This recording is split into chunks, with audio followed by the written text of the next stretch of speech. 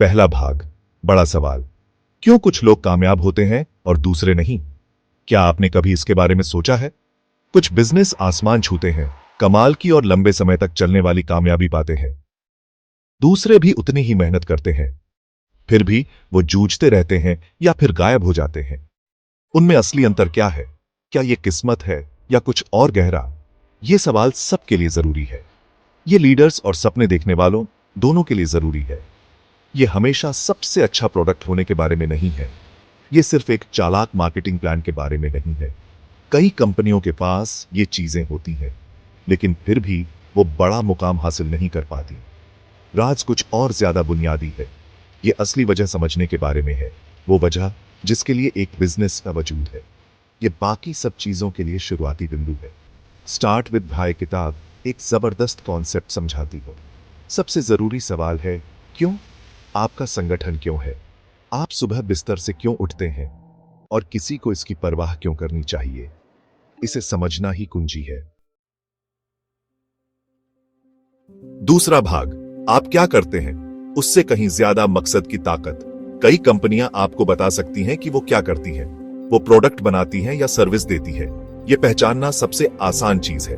उदाहरण के लिए, एक कंपनी कह सकती है, हम कंप्यूटर बनाते हैं, या हम कॉफी बेचते हैं। ये साफ और सीधा है, लेकिन ये किसी को प्रेरित नहीं करता। ये गहरी वफादारी नहीं बनाता। कुछ कंपनियां ये भी समझा सकती हैं कि वो ये कैसे करती हैं। इसे अक्सर उनका डिफरेंशिएटिंग वैल्यू प्रोपोजिशन कहा जाता है, या उनका यूनिक सेलिंग प्रोपोजिशन। वो कह सकती हैं, हमारे कंप्यूटर खूबसूरती से डिजाइन किए गए हैं, या हमारी कॉफी नैतिक रूप से सोर्स की जाती है। ये बेहतर है। तीसरा भाग, द गोल्डन सर्कल, लंबे समय तक प्रभाव के लिए एक आसान विचार। मैं इस फ्रेमवर्क को दी गोल्डन सर्कल कहता हूं। यह बहुत आसान लेकिन जबरदस्त विचार है। 3 संकेंद्रित गोले की कल्पना करो, एक टारगेट की तरह, बीच में बुलजाई के साथ। सबसे बाहरी गोला क्या है? बीच वाला गोला कैसे है? और बिल्कुल बीच में बुलजाई क्यों है? प्रभाव को समझने के लिए यह क्रम बहुत जरूरी है। यह दिखाता है कि प्रेरक नेता और संगठन कैसे सोचते हैं। क्या वाला लेयर सबसे जाहिर है। दुनिया का हर संगठन जानता है कि वो क्या करता है। ये वो प्रोडक्ट हैं जो वो बेचते हैं, या वो सर्विसेज जो वो अपने ग्राहकों को देते हैं। चौथा भाग, एप्पल आम धारणा को चुनौती देना, भक्ति को प्रेरित करना। एप्पल इसका एक शानदार उदाहरण है। ये एक ऐसी कंपनी है जो क्यों से शुरू करती है। अगर एप्पल बाकियों की तरह होती तो उनका मार्केटिंग मैसेज कुछ ऐसा होता, हम बेहतरीन कंप्यूटर बनाते हैं। ये खूबसूरती से डिजाइन किए गए हैं और इस्तेमाल में आसान है। एक खरीदना चाहते हैं? ये एक क्या वाला मैसेज है। ये ज्यादा प्रेरणादायक नहीं है, है ना? लेकिन एप्पल अलग तरह से बात करता है। वो अपने क्यों से शुरू करते हैं।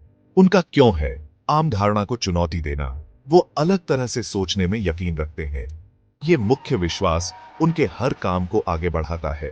यही वजह है कि वो एक कंपनी के रूप में मौजूद है। ये वो जुनून है जो उनके इनोवेशन को बढ़ावा देता है। यह संदेश लोगों के साथ गहराई से जुड़ता है। यह बदलाव और व्यक्तित्व की इच्छा को दर्शाता है। पांचवा भाग, नाइकी, हम सभी के अंदर के एथलीट में विश्वास।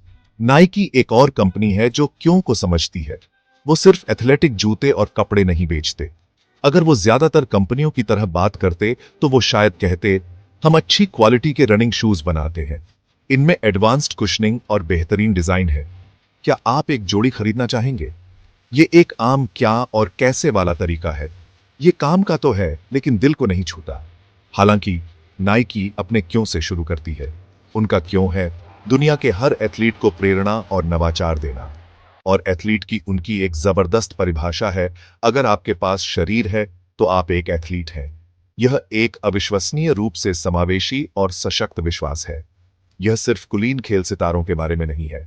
यह हम में से प्रत्येक के भीतर की क्षमता के बारे में है। यह उद्देश्य उनकी ब्रांड पहचान को आगे बढ़ाता है। यह शक्तिशाली क्यों नाइकी के कैसे को आकार देता है।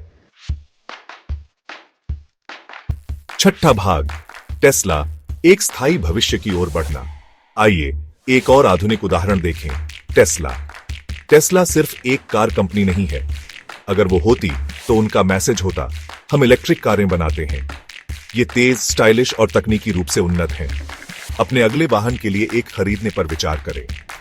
यह उनके क्या और उनके कुछ कैसे का वर्णन करता है, लेकिन यह टेस्ला के पीछे की प्रेरक शक्ति को याद करता है। यह उनकी क्रांतिकारी भावना को नहीं दर्शाता है। टेस्ला का क्यों बहुत बड़ा और बोल्ड है। उनका घोषित मिशन, उनका क्यों है दुनिया के स्थायी ऊर्जा में संक्रमण को गति देना। यह एक शक्तिशाली उद्देश्य है। यह सिर्फ कार बनाने के बारे में नहीं है, यह दुनिया को बेहतर बनाने के बारे में है। यह एक महत्वपूर्ण वैश्विक चुनौती का समाधान करने के बारे में है।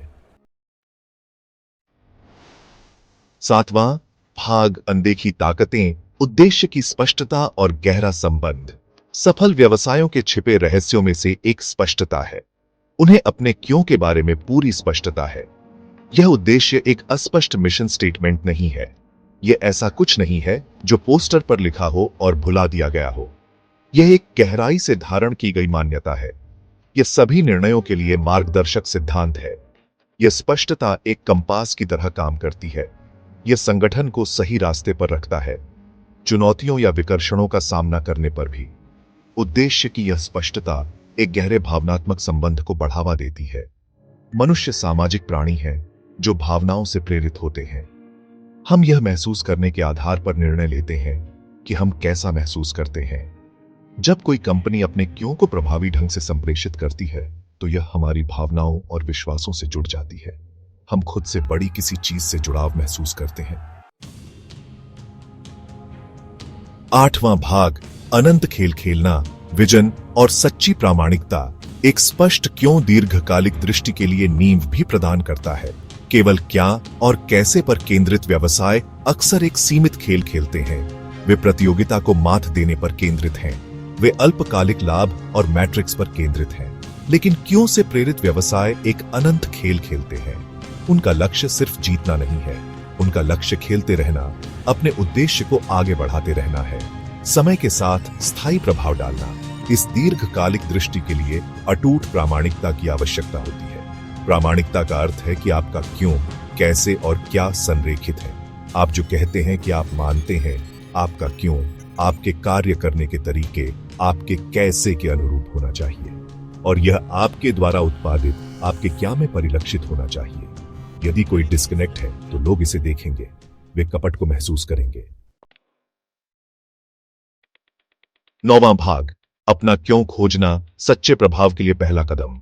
तो आप इसे अपने जीवन या व्यवसाय पर कैसे लागू करते हैं? पहला कदम अपने क्यों की खोज करना है। यह हमेशा एक आसान प्रक्रिया नहीं होती है। इसके लिए गहन चिंतन और ईमानदारी की आवश्यकता होती है। आप क्यों का आविष्कार नहीं कर सकते।